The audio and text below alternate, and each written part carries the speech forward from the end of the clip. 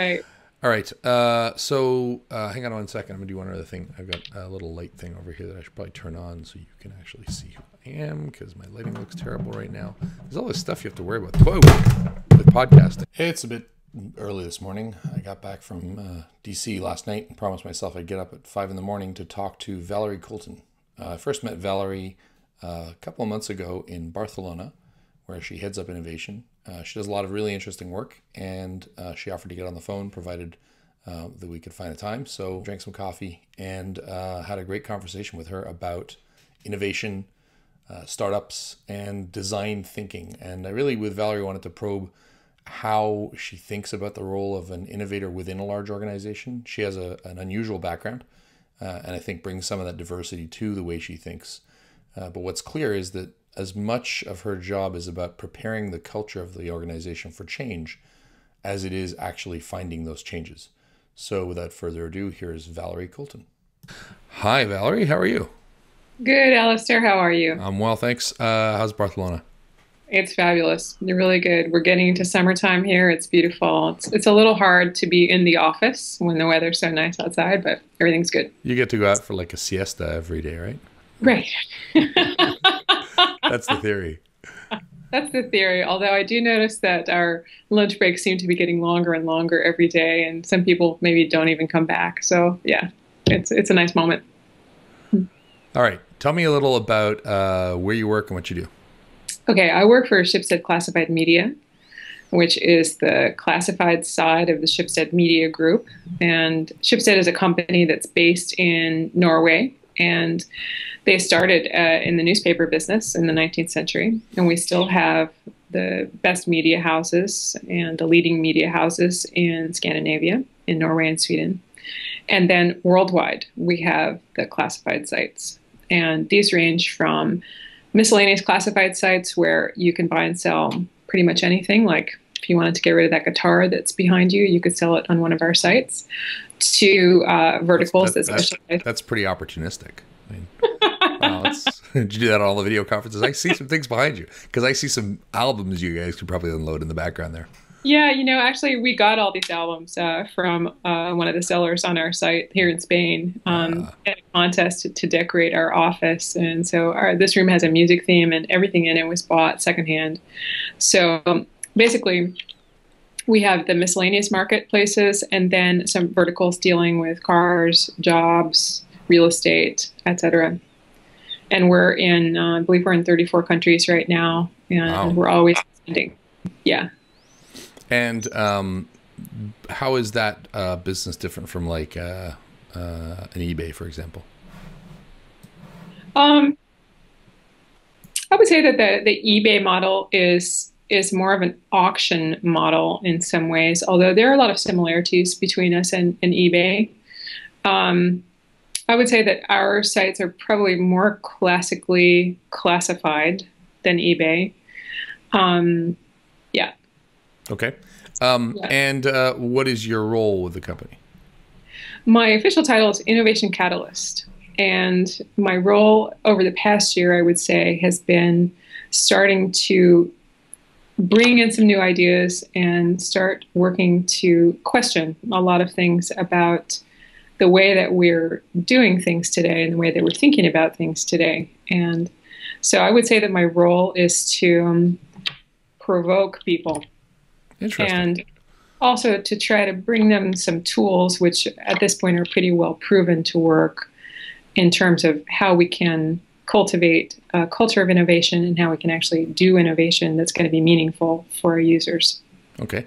One of the things that my Lean Analytics co-author Ben and I joke about is that the difference between being a rogue agent and a special operative is having permission. So, right. So what did it take to get the permission to provoke people? Did they have that permission before they went and found you, or did you come in and fight for it? Well, I think they did have it. There's always a question about how far, how far you can provoke people before you cross over into the rogue area. And I would say that over the past year, I've been trying to bring new ideas in a way that would be fairly easy for people to accept, because I really want us to to change the way that we're working. So I've been trying to find like the right ways in with people, which means actually putting design thinking into practice and trying to get a lot of empathy with everyone in the company, trying to understand what the real challenges, what their problems are, et cetera, sort of considering them as my users and customers. And so trying to gain empathy with them so that I know what kinds of provocation is actually going to be appealing to them and sort of take them on a journey that's going to work. Because I think if I had come in, like I just imagine myself dropping from the ceiling, sort of, a special agent style, like dropping in, like with a mission to radically change everything in a day. I don't think that would have worked very well. I mean, we'll see. The jury's still out. This is a long trip that we're on. So I think the jury's still out about what's going to work and what isn't. But my feeling when I started was that that's probably not going to do it. So tell me, how did they find you? I mean, how did this arrangement happen? You're originally from Oakland. Yeah, that's right. Actually, I was living in Berkeley and working in Oakland 10 years ago. And my husband and I thought that it would be fun to come to Barcelona for a year, just take off from our jobs. We're both writers in the off hours. So we thought, wow, it would be so cool to be in Barcelona and be able to travel around Europe and write and not work. And pretty soon after we came here, we thought, actually, it would be cool to start working here. And so we started teaching here. And this eventually led to me working at InfoJobs, which is one of Schibsted's sites in Spain. It's our job board here in Spain. Started working with them in the human resources department, doing internal training, and basically doing very much what I do now, trying to introduce a lot of what I thought were very exciting business ideas that were coming, especially from Silicon Valley, but from different places. And so that was kind of a stealth innovation catalyst position. And you were doing that just within InfoJobs, within a particular department? Exactly. Ah, okay. So was that like was that a good proving ground? Was it easier to pick off a small thing and try and see what innovation happened there? And did they find themselves pulling those into the rest of the company? Well, they were already, they were on the path, so I learned from them because actually their product director became a very keen lean startup promoter. And the company was actually redesigned around the principles of lean startup. The company worked with Ash Maurya to help facilitate that change. And so that was a learning experience for all of us. And that was where I got my first taste of how all that stuff works. I could see it working in practice. And I was trying to help facilitate that process because it was a huge change for InfoJobs from the way that they had worked in the past. It was a big change, intellectually, structurally. Everybody it was like a big musical chairs thing. Everybody moved around, everybody changed their role. And it was something that I have to give the product director there, Gabriel Pratt, a lot of credit because he had, I often say that I think there's a Wizard of Oz trinity for innovation. Like you need a heart, a brain, and courage to be able to do it. And I would say that he had a huge amount of courage and he also has a big heart and a big brain. So it was, getting to see what that would look like, how painful it would be, but what the results could be. And I think that in the long run, that's been quite successful there. So that got me excited. And then this innovation catalyst job popped up at Schibsted Classified Media. And I thought, wow, that seems perfect for me because I want to spread this around the world, So, and of course, there are many theories and ideas about ways of doing innovation, but the more that I have learned and read and spoken with people, I'm pretty convinced at this point that this way of working works. And that's what's meaningful to me. That's awesome. Because I know a lot of people are still struggling with what works there. Everybody really wants to see design and innovation happen. I'd like to go back, before you tell me the magic secret of what works, which is I really want to hear. Tell me about design thinking. So your background's in HR, which is or your background in InfoJobs is sort of HR, which is interesting because ultimately it's about getting people to change. And you mentioned that a lot of innovation is design thinking. Do you have a background in design? I don't actually. I have a crazy background. I've done a lot of different things. I started out in theater and then I became a small business manager in the Bay Area. And I worked in the specialty food industry and also with coffee and tea. So I've done a lot of small business management, customer service stuff in the past. And, I was always trying to learn about how to delight customers and how to manage people towards that, towards that ideal of, servant leadership. Like, how can we serve people in a way that is delightful for them, meaningful and rewarding for ourselves? I would say that that's been the through line to everything that I've done, is how can you get that?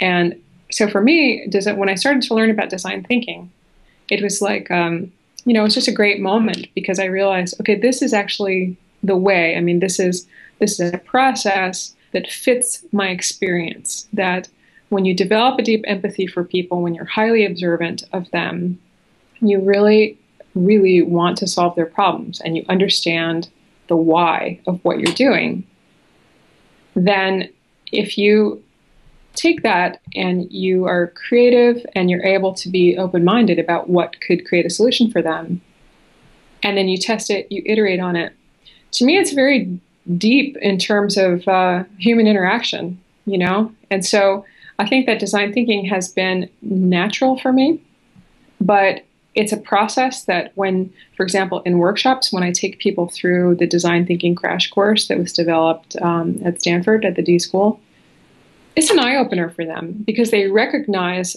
elements of what they're already doing.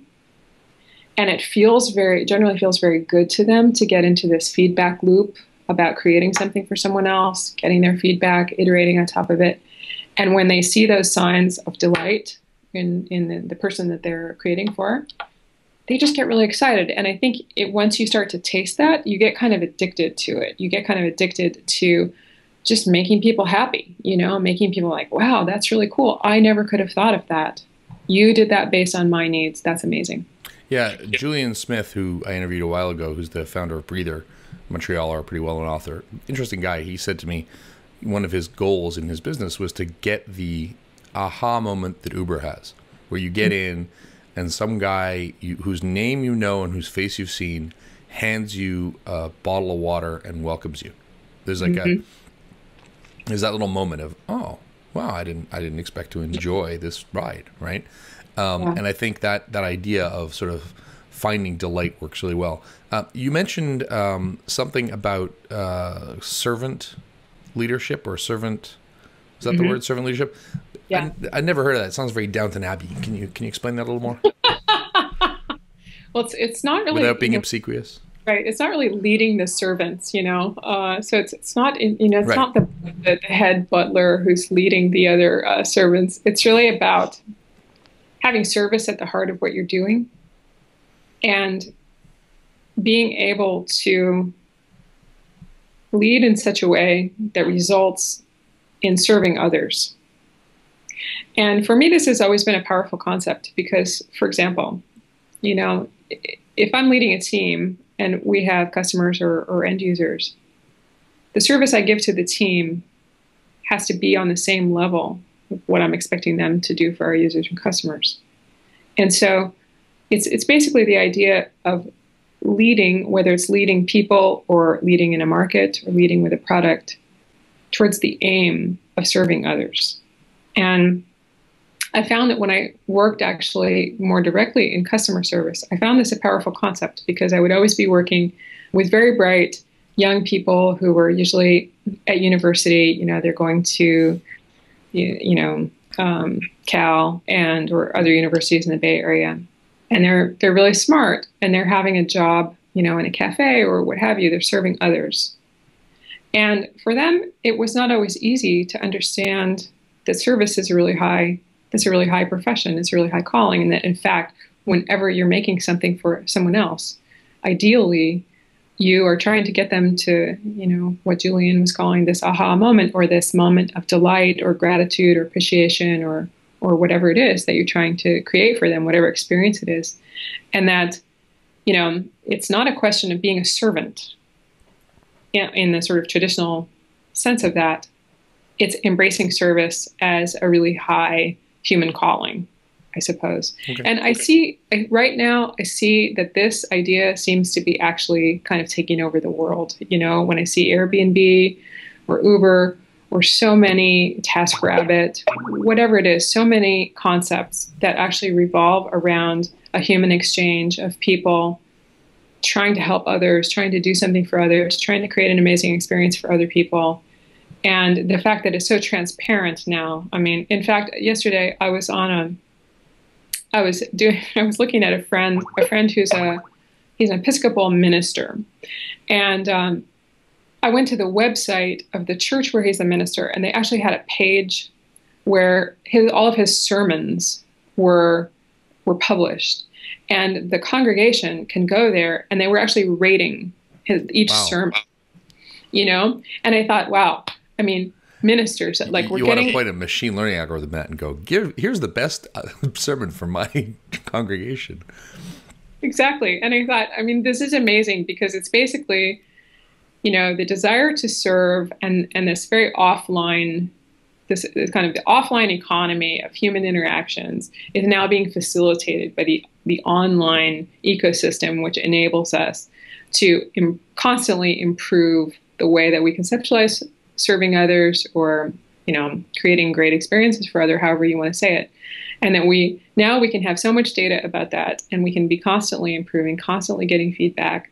To me, it's really fantastic, but it's all going back to this one simple concept.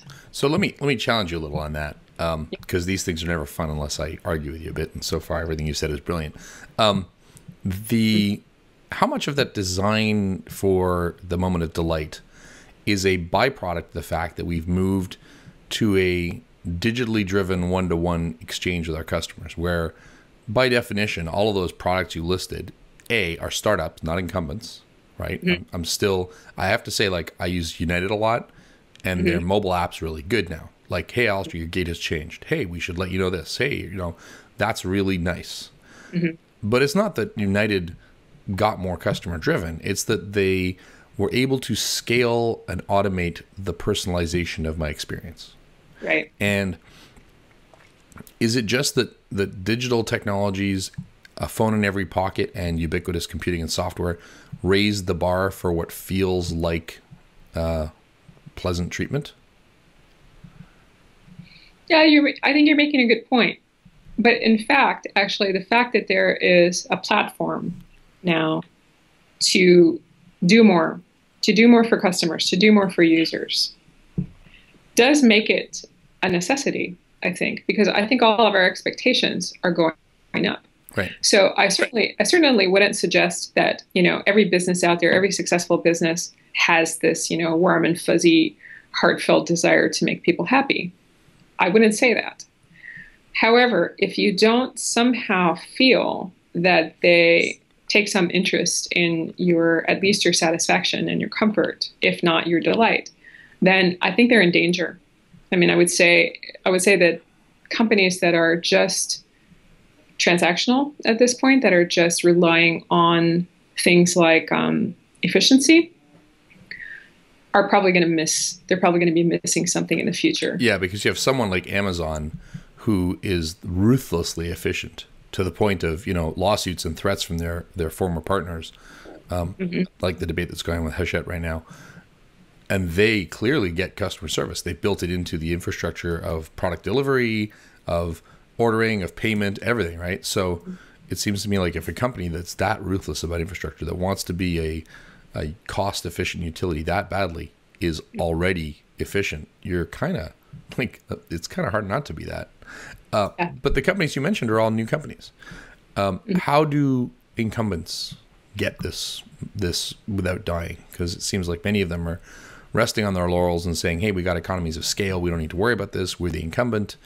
And all of a sudden, you know, you're Blockbuster and you're out of business. So how do bigger organizations deal with this? Well, that's a question that we're all wrestling with. I mean, as a member of an existing company that's been very successful, you know, I would say that there are really two lines to pursue at the same time. One is trying to make sure that your existing products are the best ones, that they're as good as they can be. But I would say that you need to be able to disrupt yourselves. And in our case, I think that we're not really in a self-disrupting mode at this point. I don't know whether we will be in the future, but when I look at some of our own competitors, I would say that it kind of reminds me of what happened in the US with newspapers. Newspapers were freaking out when USA Today came on the scene. And everybody, all the local newspapers were really worried about that. And meanwhile, there was something else going on that was a lot more important than that. So what I would say is that when you're focusing on, if you're a big company and you're focusing on that other big company that's your competitor, it's probably a good time to take a look around and see what you're not seeing and see what can come at you that is actually disruptive, that's completely different business model to yours, but that somehow does either a part of or all of what you do in some way that's going to be more interesting for people. And I think especially for those of us who are my age and older, we are people who, I remember in high school going to that basic programming class, Right. I mean, and I remember the dawn of the internet. I remember all this stuff. Okay, well, pretty soon people who would likely be our customers have no idea about any of that. Right. They have no idea. They don't even know what a classified is. And so I think that that's sort of the question that we will need to answer is, what does it mean to buy and sell stuff? That's a great point. Does that mean, does that lead to sort of ageism in product design? If you're, or does that mean that there's going to be very different product offerings and products depending on the age of the audience? I'm not sure that we know the answer to that yet, but I think that what is going to make sense for us is to really start looking at our users differently, not only in terms of demographics, certainly in terms of age, but also in terms of what Clayton Christensen would call jobs to be done, or whatever it is that segments people. I'm not sure that we have an entirely good grasp of that right now, because our users are hugely diverse, and we're also operating in emerging markets, established markets, places where people are using feature phones, et cetera. I mean, we're really working in a lot of different areas. And so I think actually probably the focus of the next couple of years for us is obviously in data, but also in the qualitative elements of, who are our users? What are their needs? How could we meet them? And I'm hoping that that's going to stretch our understanding of what our business model is and what it could be potentially. Sure. I liked your example of USA Today. I thought it was hilarious when hilarious, this sounds really bloodless. I thought it was hilarious when all the cabbies in London went on strike. Because that did two things. Number one, it gave Uber the best day of business it had ever had. Right. And number two, it made me realize that instead of going on strike to protest Uber, the cabbies and the Uber drivers should be protesting the self-driving car, which is going to put them all out of business, right? Because once you have a liquid transportation system, you'll buy like the Audi service, and then you won't need all kinds of things, including parking and taxis and so on. And it always seems like those unintended consequences are the ones that sneak up on us, right? Blockbuster didn't know that you could use the U.S. Postal Service as a high broadband transmission system, and Netflix did. And it just seems to me like these things that are so obvious in hindsight are impossible to anticipate unless you take a group and you throw it off in a corner and you let them work on stuff that nobody thinks they need yet. And the big challenge I see with lots of organizations is, and I've seen this in more and more of the people I've spoken with, this 90-10 rule, where 90% of what you're doing is either sustaining or adjacent innovation. Yep. 10% of it is truly disruptive. The word disruptive is thrown around like people, it's almost as messy as the word pivot, right? Like people are so proud of pivoting, like that means they gave up. Laura Baldwin from Riley did a presentation called Stop with All the Pivoting or something like that. And it was like, look, maybe you should try to get your business right the first time before you just go, I pivoted, yay. Like, unless you're a ballerina, stop pivoting. That should be a bumper sticker. But I need a little hashtag for these podcast bumper sticker, stop pivoting. When I haven't transcribed, just hashtag them. So this idea that you shouldn't pivot all the time unless you shouldn't be a startup, unless you're really disruptive. And the best definition I've heard of disruptive in this sense is It's something that changes other businesses. So Google Maps was disruptive because it allowed Uber to exist because you didn't need the knowledge to drive around London anymore, right? So it's great to do sustaining innovation. So I'm a disruptive means it changes other businesses, including your existing sustaining business, right? And that's really where I think it's very, very hard because everybody's afraid of a disruptive innovation, but by definition, a disruptive innovation will change the ecosystem that the company already plays in. Yeah. And to isolate that and to give that the sort of support it needs while knowing that if it's successful, you're going to wind up laying off or retraining significant parts of the population is incredibly hard to get an organization to buy into. Yeah. It's very interesting for me right now to watch what's happening at Microsoft, in this regard. And I think Microsoft's done this before, right? Remember, I saw a great screenshot of like in their Internet Explorer, and it was buried like 4 levels down of like start, programs, applications, internet, browsers, Internet Explorer or something like that. It's buried way away. When in fact it's more than 50% of what someone does on their computer now. And Microsoft turned on a dime at the threat of Netscape, but it took that kind of existential threat. Whether they can do it again, I mean, there's lots of places where Microsoft could do very well. I wrote a piece we were discussing earlier about healthcare and having devices that could anticipate your health and take care of you. That's something that Microsoft could easily own. There's Siri, Cortana, and Google Now that are the 3 best attempts we've made at designing for interruption, meaning interrupt me in context with knowledge I need at the moment I need it.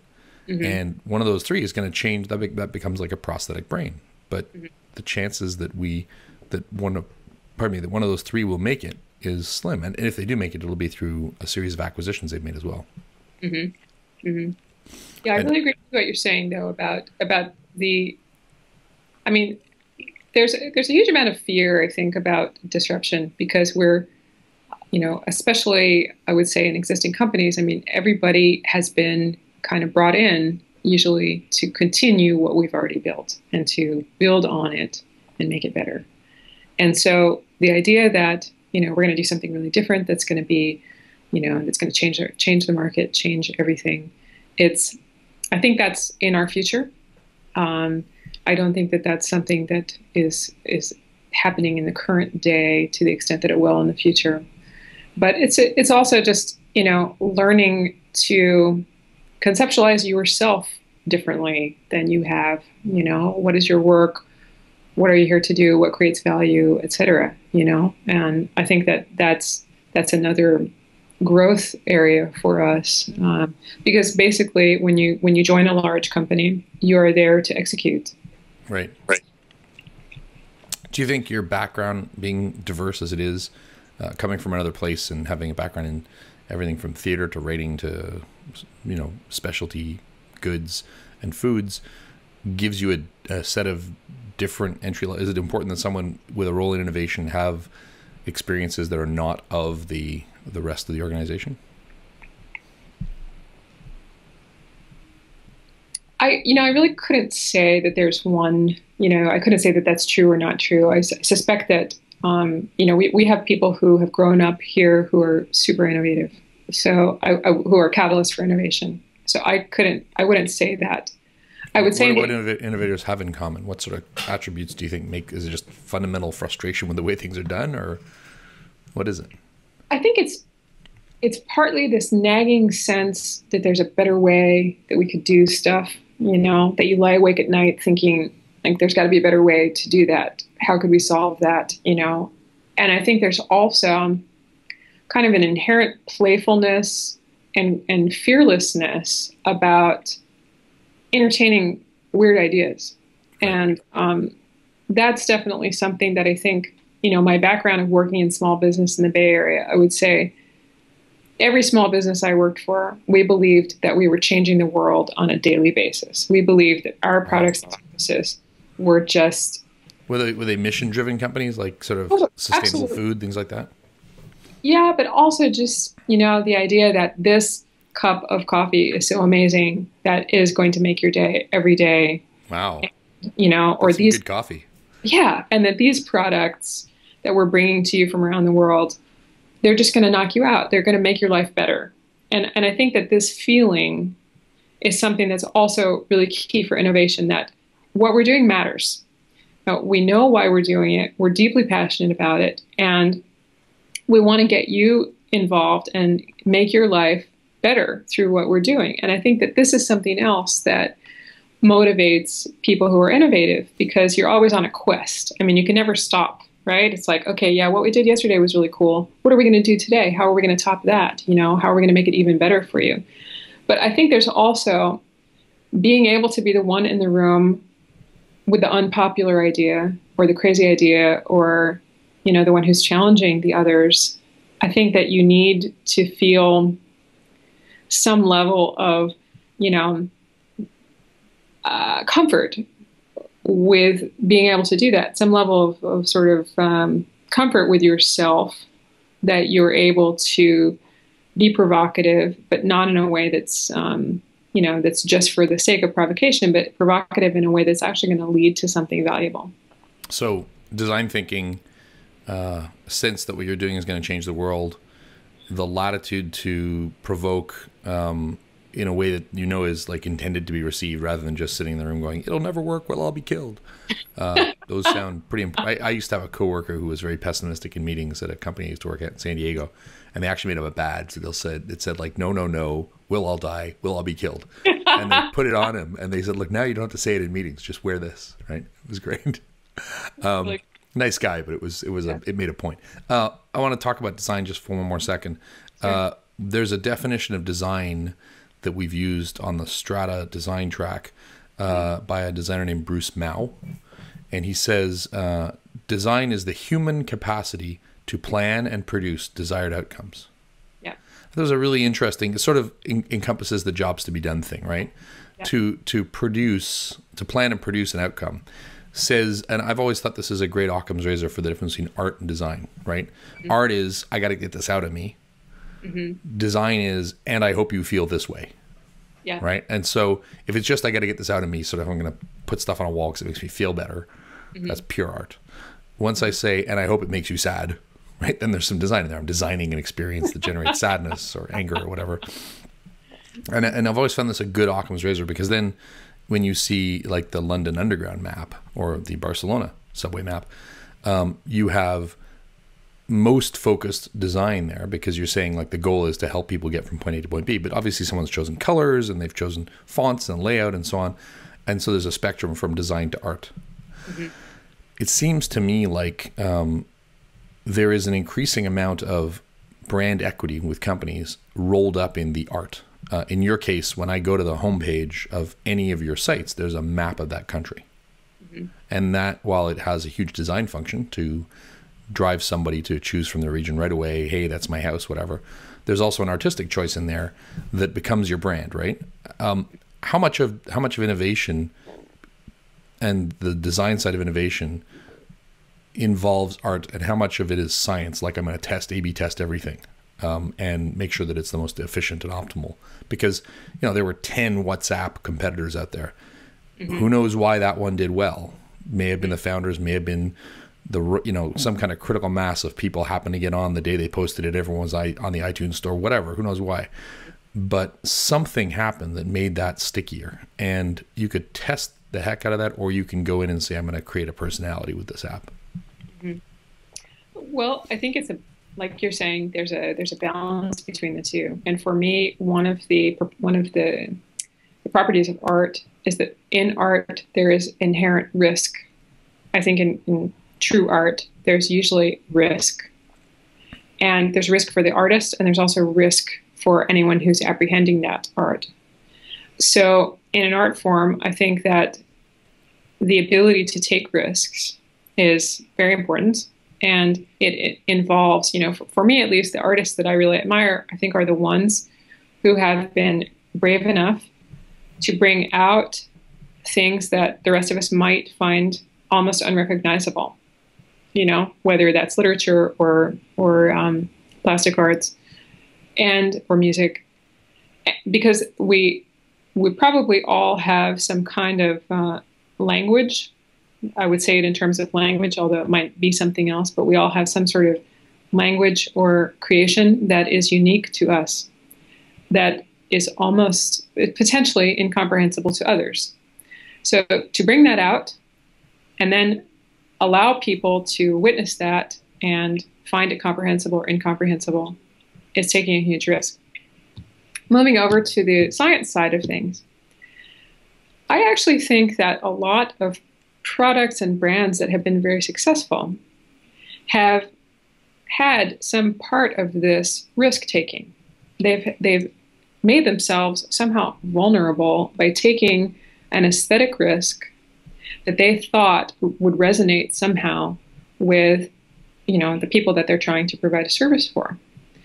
And I would say that this level of emotional risk-taking probably separates potentially great brands from ones that are mediocre and that we will forget about. Sure. And it has to do, I think, with taking a stand for something. And, it kind of goes back to what makes a good innovation catalyst, I think, is someone who's willing to take a stand, even though, people might throw rotten tomatoes at you and think you're really weird and stupid.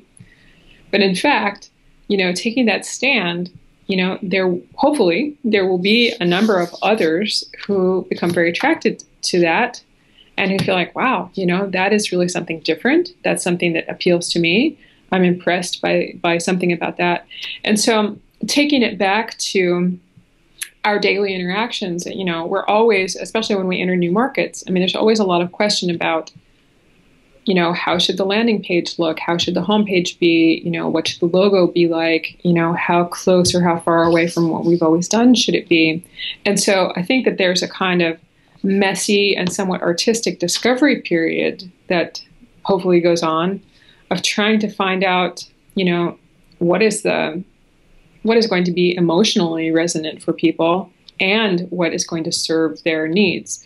So, for example, in some cases we would have a map, in other cases maybe we wouldn't. For example, there can be huge urban areas, especially in Asia, where the map is useless. People actually do not conceptualize themselves or their location as having to do with a map. They might not even be able to find themselves on a map. They have other ways of orienting themselves in this huge urban landscape. And so this is actually a rich area to innovate because, okay, we're dealing with something different from the way people in France would orient themselves and what they would want. So if you're in an urban area like in Pakistan, where it could take you something like 4 hours to cross a city, and where people are, it's like cities within cities, et cetera, et cetera. You're in a different landscape. And so design thinking comes in again because you need to develop empathy with the people who are there, what their, the way that they apprehend their surroundings, what distance, what is the time-space continuum for them, basically? Like, what is a great distance? What is a short distance? How long is a long time? How long is a short time? All of those things could be quite different in Karachi than they would be in Paris. Reminds me of that old joke that in America, 100 years is a long time, and in Europe, 100 miles is a long distance. Yeah, that's a really good point because, your ultimate design goal here is get people their stuff, right? If that's what you're trying to do logistically. And the map is just it's just a means to an end. And I think that's one of the things that people tend to miss when they're doing innovation is they mistake the means for the end, right? So I've used the example of Blockbuster and Netflix a lot, but the end was get entertainment to people. The means was rental stores. And so if you double down on rental stores rather than doubling down on the means of get entertainment to people, you stay Blockbuster. But even Netflix has realized get entertainment to people can be redefined as start producing TV shows, right? And Hulu's doing the same thing now. So I think even that is getting redefined as technology makes it much easier to pull people for the kind of content they want and then figure out how to shoot it on a tighter budget and other things. Maybe recognizing that if you can shoot it digitally and do it very quickly, you can take big name actors and still have them in TV shows, which is happening increasingly. Those are all shifts in a landscape, and now you're producing those kinds of digital things much more quickly, and you're in the business of delivering entertainment to people. It seems to me that I had a conversation with the guys at DHL, And we were talking about logistics and last mile delivery. And they said, look, we love the idea of last mile delivery. We have this thing we're working on ourselves called My Ways. And everything it does is get the package to within a mile of the person and then have a bike messenger or somebody else basically crowdsource the last mile. And I said, that's really neat. Why didn't you wait for the market to play out and then acquire someone? Mm-hmm. And they said, well, we built it ourselves for two reasons. Number one is if this thing is successful, we would like to go live around the world. And to do that, we have to plug it into SAP, which is our back-end system. And there's no way on earth that a startup's going to have built this thing to integrate with DHL's worldwide SAP logistics. And so we'd waste 2 years integrating it worldwide, at which point the founder would leave and we'd be stuck with a bunch of code. Mm-hmm. I said, okay, that's a pretty good reason. And they said, the other reason is there's this hidden constraint of if this was successful, many European countries have a law that says that if you work over a certain number of hours a week, you are inadvertently an employee of the company. And so we have to put constraints in that says in this country, a messenger is not allowed to deliver more than this many packages or get this much money from doing so. They don't get to bid on a new delivery job because otherwise they become an employee of DHL and we're liable for their healthcare and things like that. Like that's another pretty good reason. And so it seems to me like those are two huge constraints that mean you can't go acquire everything externally. You can't sort of wait until the innovation happens. You have to build it yourself. Mm-hmm. But at the same time, it feels like many of the companies that I've talked to are like, look, we don't want to plow the snow. We'll wait and see how it plays out. And there's no strong, they feel there's no strong, they, not DHL, but other companies often feel there's no strong first mover advantage. Mm-hmm. How do you reconcile when you're dealing with executives the sense of, let's see how this plays out. And we'll, we're big, we'll pick up the pieces and buy the successful one versus, boy, we better do this first because if we don't do it, it's going to take us 2 years to get a productive acquisition out of the market. I think at this point, our executives are much more of the mindset, we need to do it. We don't need to wait and see what happens. Now, as you're well aware, it takes time, it takes a lot of changes, bringing new people, et cetera, to be able to do the things that you need to do. We're definitely in that process. And I think that we have a sense of urgency around it and that we're not, we don't want to wait and see what's going to happen with people that we perceive to be our competitors or potential disruptors. Okay. It sounds like that's one of the big challenges that someone who's brought in to create innovation has to deal with is trying to strike that balance between pragmatic, you don't have to build everything right away, you don't have to be an innovator, and the realities of integrating that into the company. One last quick question. So as you look at your innovation efforts, how do you keep score of them? That's a really good question. And I actually had a chat with our CEO about this almost a year ago. And I was asking him, okay, what kind of metrics should we have for our efforts? And he basically told me, okay, just right now, don't worry too much about that. What you should think about is really working on giving people tools, provoking people to think in a different way, and moving the culture. So I'm not going to bog you down with a bunch of metrics about innovation because I don't think that's really taking us in the direction that we want to go in. He definitely had the vision that it's more important for us to create the foundation where these things can happen and not start measuring things too quickly. In the future, I'm sure that we will start to measure what we're getting from new initiatives, both in terms of customer delight and audience and reach and all of those things, as well as on the financial side. I mean, we'll definitely be measuring the success of new ventures, obviously. But I think in terms of my own work, what I'm trying to take care of is basically how many companies are trying new things, doing experiments, getting in touch with users, how many companies are putting into practice some kind of regular innovation process that they're using when they want to develop a new feature or a new product. So for me, the accounting right now is on the level of learning. What are we learning about our markets? What are we learning about our product and our business model? And trying to apply, obviously, some rigor to that so that we're actually able to measure what we're doing. And as you said, I mean, there's a science to this, but there's also an experiential part that comes in that is a big learning. This is a big area of learning for us right now. Even on the level of, running a successful A/B test is something that some of our organizations do really well and other ones are just getting started with. And so I think that I'm just going to go back again. It's for me right now, it's about learning to think in a different way and approaching the new things that you want to do and the things that your users want you to do with some level of openness and some discovery, allowing some discovery to take place, not always being in execution mode. It's interesting. There are some people whose job from an innovation point of view is to build a new thing. It sounds like you're saying there's another role for people in innovation, which is to build a company that's ready to change. Mm-hmm.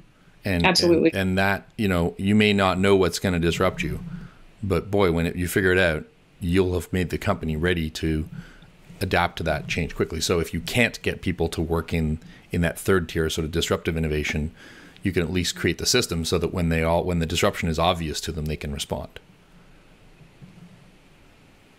Yeah, absolutely. And I think the other thing is that I work in a context where there are a lot of people coming at innovation from different directions. So I'm not, the lone ranger of innovation in Schibsted. There are, lots of people who are working on it in all different ways. And what I would say is that our goal is to, at least my goal, is to contribute to us becoming the kind of company that is lively, innovative, very quick and agile, and basically in a state of continuous learning and creating that learning so that it just becomes part of the way that we work, the way that we think, the way that we talk to each other, the way that we talk to the market, that we are always in this loop of trying to, make great products for people and help people improve their lives, So that's my ultimate goal. It's not to see this or that product. And what I notice is that a lot of things happen along the way, and those are all really great. But for me, the ultimate goal is that we become that kind of company that works that way all the time. Sure. Good. Well, that gives me a lot to chew on. And a lot of times we focused on a particular product innovation or disruption on these calls. And it's actually interesting to talk about what the mind of someone in innovation is like in their background. So it gives me a lot to chew on. Thank you very much. Thank you, Alistair. It's been a pleasure. Yeah. Look forward to seeing you in a few months. All right. Sounds good. Thanks. Thanks. Bye.